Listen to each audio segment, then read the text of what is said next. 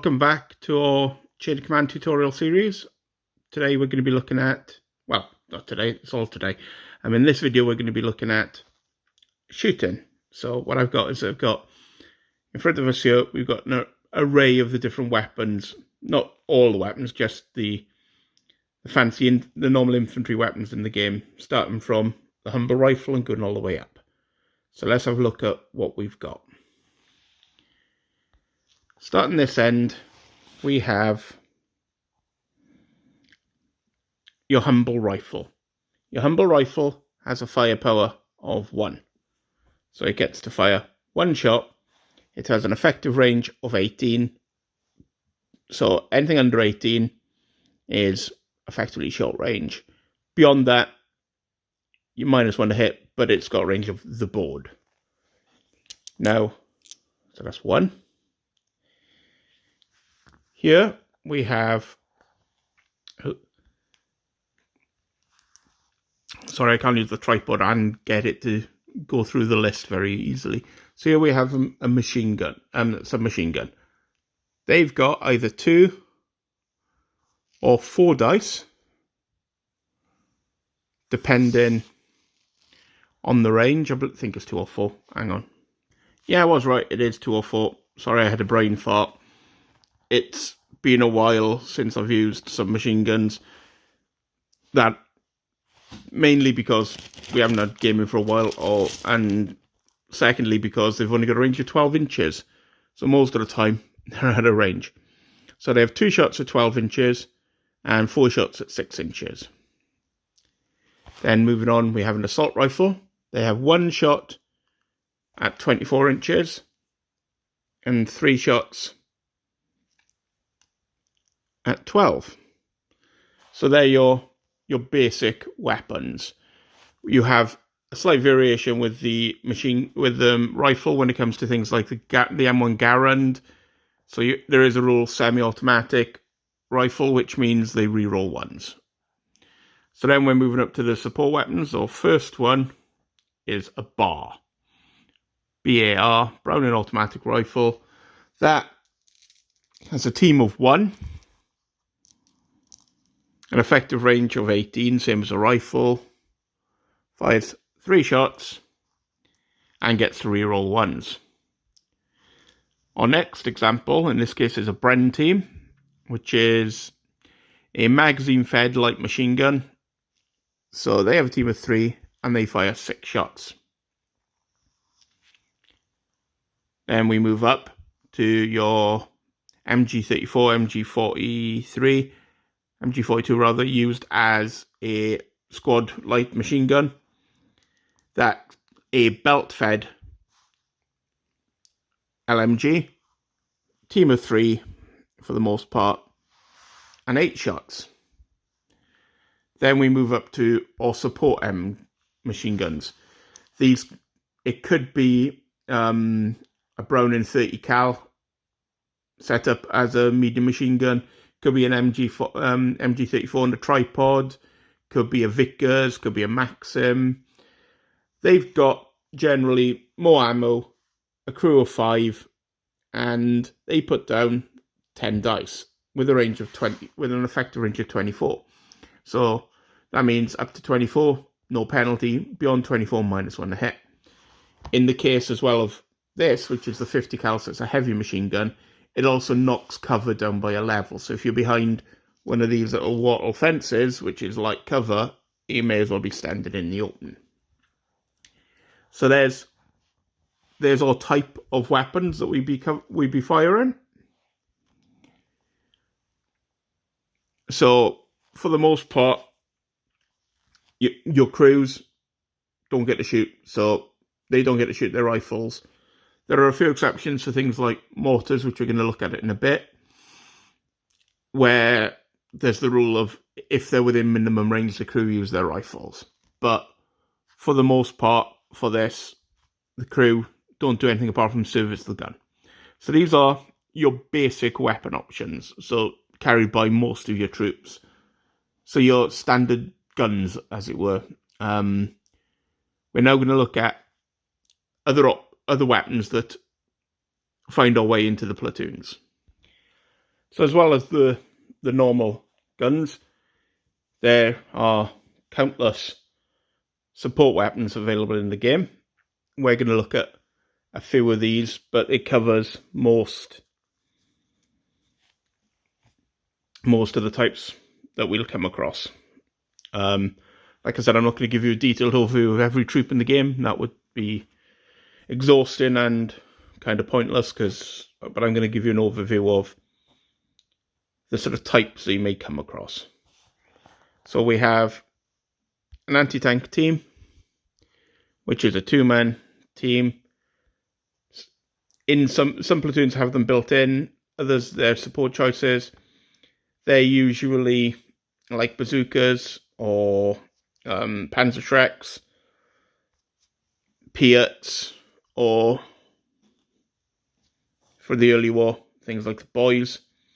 They work differently to the conventional firepower that we've discussed, in that they have an armor penetration and a high explosive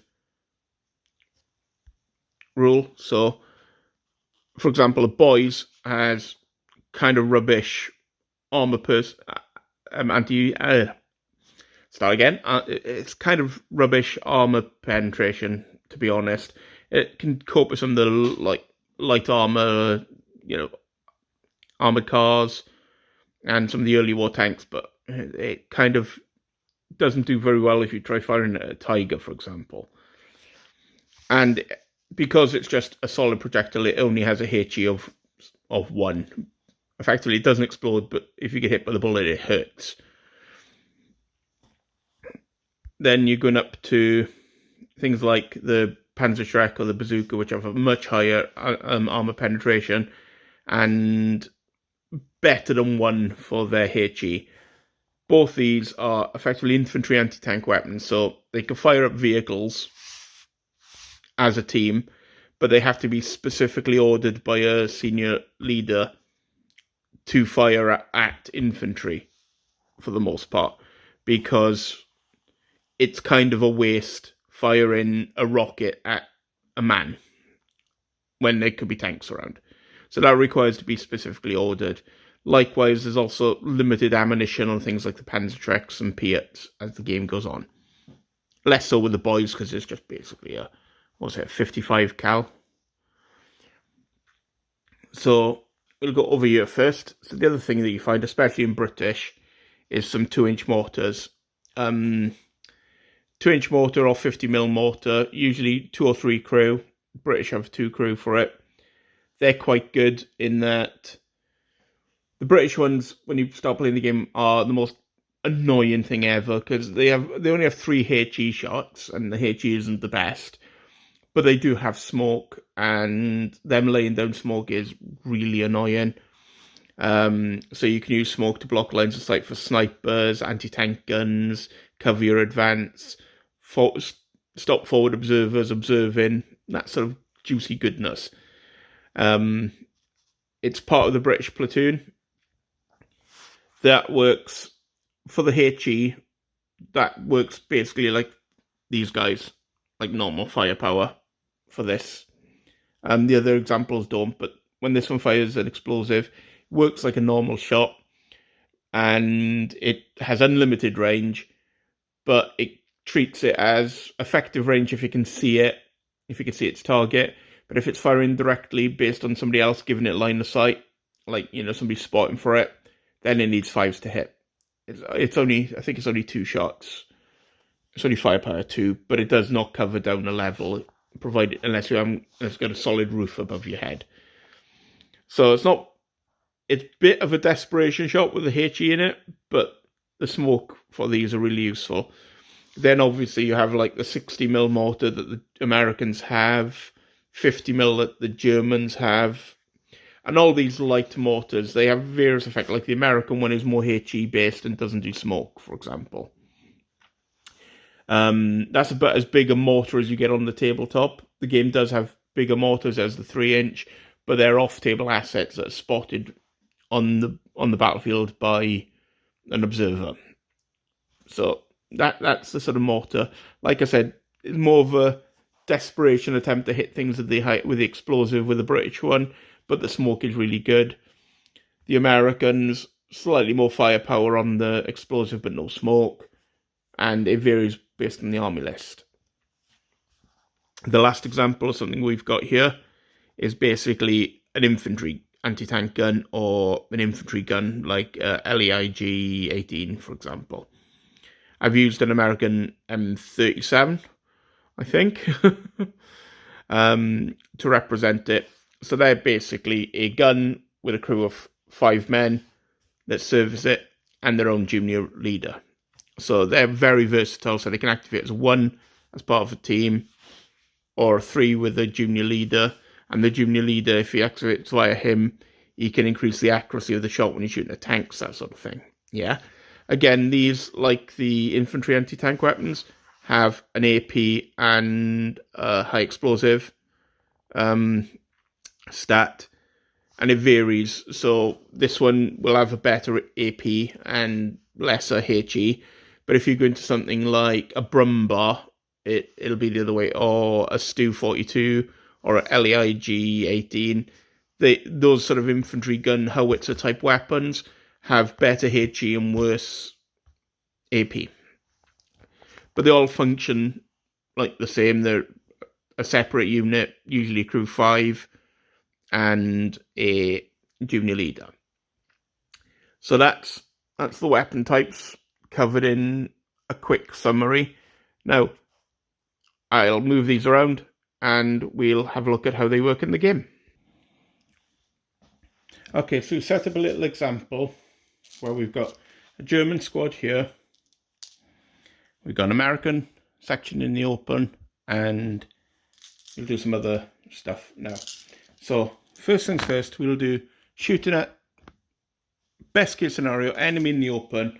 We've ambushed a squad on, for example, and the Americans have been caught out in the open. So we want to shoot at them. So the order gets given to shoot. So we have 1 firepower for each of the rifles. There's 6 of them. We have the LMG, which in the case of the Germans is belt fed. So that's 8 shots for them. These are all within 18, so they're all within effective range. But the submachine gun we'll do separate because that's at a later, that's longer range, so that needs 5s. So pretty much everything in the game hits on 4s basic. So these are all at short range, so they all hit on 4s. So we roll our pile of dice, and we've done very, very good there. So we've got, what was the 3 there? So we've got 3, 6, 9. We may as well do the 2 shots from the SMG. They got 2 more hits. So we got 11 hits now on the American squad. We were aiming for the bar because we really want it dead. But because they're within 4 inches, they can share between the 2 sections. Because they're in the open, any odd numbers we get to assign. So in this case, we've got 4 each. We've got 6 for the bar, 5 for the normal guys. So they've all been hit. Now we have to all see what the effect is. So we'll do the normal guys first. Now because they're in the open, 1s and 2s do nothing. 3s and 4s do shock. 5s and 6s do dead. And on the bar section,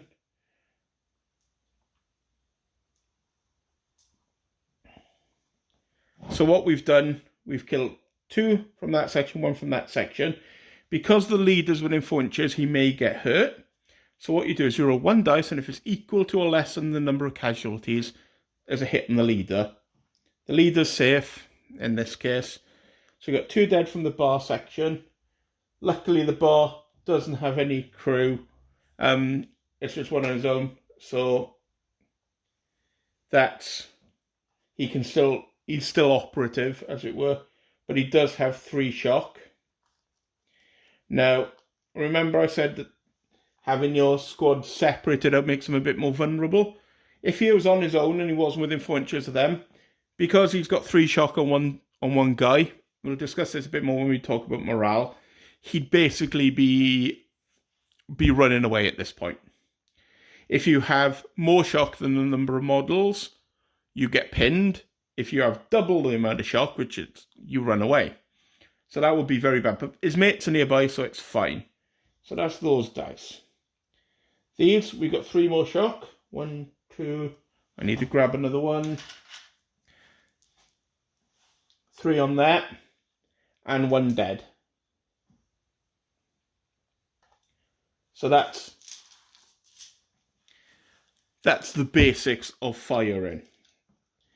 We'll now demonstrate the effect of light cover and shock at the same time by getting the Americans to shoot back.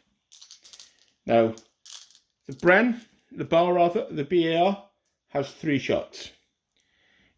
He does have 3 shock, and for every 2 shock, you reduce it by 1. So it's down to 2 shots. And you have 1, 2, 3, 4, 5, 6, 7 normal guys, riflemen, -1 for their shock, so another 6. And their SMG is out of range. So again, these are all within effective range, so they all hit on 4s. Not quite as good, but they have just had a hammering. Now, for the case of this video, I'm going to say the machine gun, they got lucky and they got an extra hit, right? Mainly to show how this gets allocated. I want to hit the machine gun team, so I've got to assign to that. But because it's within 4 inches of this, we get to assign them and share it out. But now they're in cover, the odd number, the German player gets to pick. So it'll go on to the rifles. And whereas it was 3 up to do something in the open, it's now 4 or 5 does shock, 6 does a kill because they're in light cover. So 1 dead and nothing in the machine guns section, 1 dead and nothing on the rifle section. Again, check the leader, both fine, 1 dead, make sure it's not the machine gunner, and 1 dead. So that's light cover, okay, no shock caused. So we'll bring this in for doing heavy cover. So we're going to shoot now the Germans at this. So 1, 2, 3, 4, 5 shots this time from them. Still 8 from the MG, because it's only when it's reduced to 1 man left does it suffer penalties.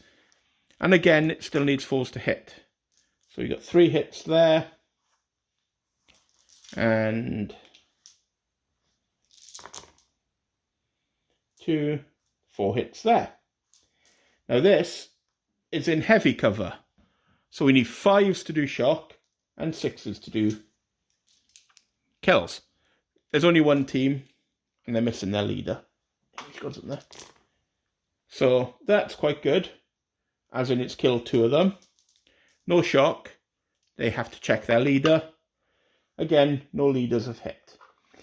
So 2 guys would be dead. Okay. So that's the basics of shooting.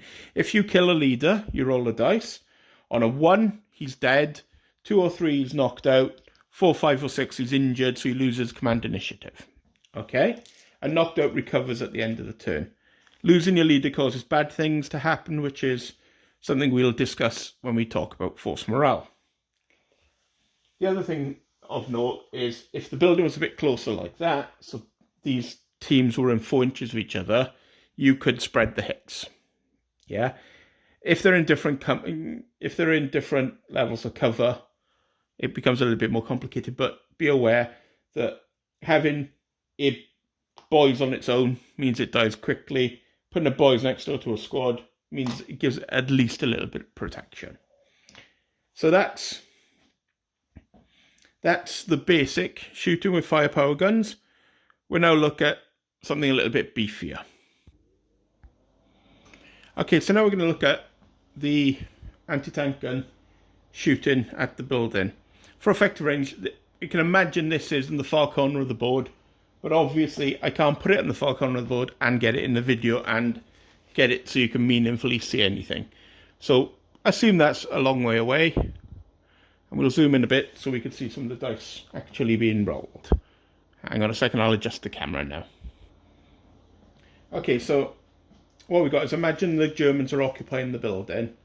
So they've got 2 riflemen per window and the machine gun through another window. So it's a tough nut to crack because it's in hard cover, so you need 5s to shock, 6s to kill, yeah? And you've got to have line of sight to the window to shoot at them, and so on and so forth. And it's a pain. But here we come with our gun. Now this gun, as I said, it could be in the far corner of the board. Its effective range is the whole board. So it's always in short range, so it always hits on 4s. It's not the best for shooting up infantry because it's got an AP of 7 but a HE of 4. Ooh, kick the tripod.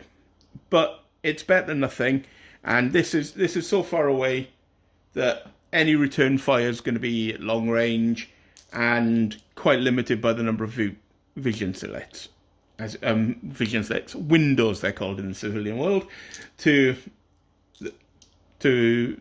bring guns to bear on it.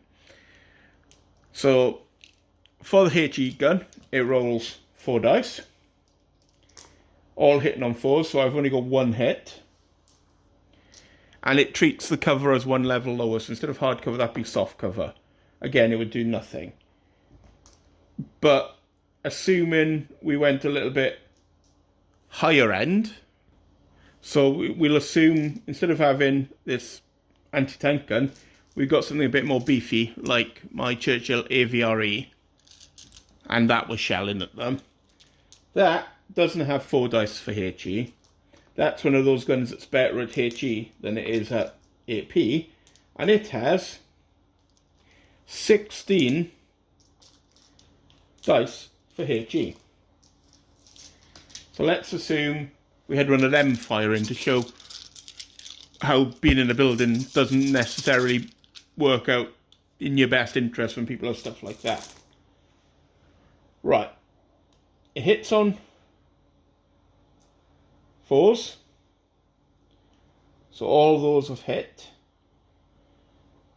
The 3 6s would result in some bad stuff happening to the building, but we won't go into that for the purposes of basic how to play videos. They divide them up into teams, which I forgot to do, but for the most part, that's just killed 1, put 2 shock on, and possibly also brought the building down around their head. Either way, they're not happy Germans, and their return fire against something like that is going to be non-existent. So we've covered now HE, we've covered normal firepower. We'll do anti-tank against vehicles when we talk about vehicles in a later video. But the only thing left to cover in this video would be smoke and mortars. So we'll put this mortar and we'll put it over here somewhere.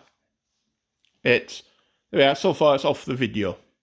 So it's got line of sight to where we need. Doesn't matter on the range. It wants to put a smoke down in front of the battlefield. It does it on a 3-up if it can see it. If it can't see it, it does it on a 5-up. As you can see, British like their smoke, so that will put a smoke down there, then you can move up. Yeah. Grenades, we alluded to them a bit earlier. So let's say we have some Americans, we'll just put them here, and they want to put some grenades in there. So you roll 2 dice, and you've got to score more than the distance between you and that. And there's modifiers if you're throwing it through a window, for example. Yeah, and you've got at least 4 inches minimum range. So in that case, with a 10, they've put a grenade into the window. Now that, because it's a confined space, rolls 3 dice for effect. In this case, it doesn't do anything, but That's how grenades work. So that's all the basics of shooting. In the next video, we'll talk a little bit about close combat battles and assaults.